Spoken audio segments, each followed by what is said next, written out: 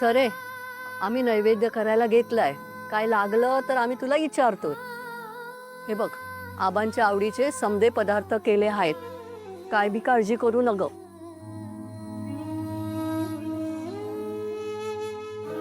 कमळीपासून ही इतकी मोठी गोष्ट मला पावली. तिला जेव्हा समजेल तेव्हा काय होईल ग? सरे, तो विचार सोड आता. मी तर म्हणते श्राद्ध झालं की सरळ तिला फोन करून बोलून घे आणि सरळ सगळं सगळं खरं सांगून टाक. नाही ग,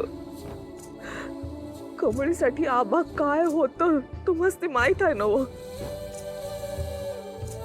जेव्हा तिला समजेल का आता आबा या जगातच नाही, तेव्हा तिचं काय होईल या विचारानं माझ्या अंगावर नुसतं काटा उभा राहतो या.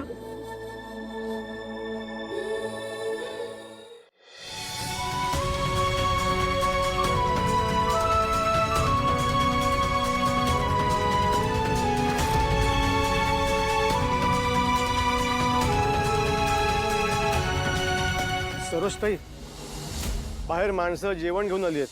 ती भांडी कुठं ठेवायची विचारताय. अहो पण आम्ही तर काय बी मागवलं नव्हतं. अहो ताई,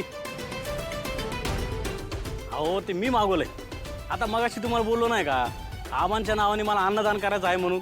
अहो पण एवढं समज करायची काय गरज आहे हो? ताई, आबांनी इतकं केलंय आमच्यासाठी, किमान आम्हाला एवढं तरी करू द्या.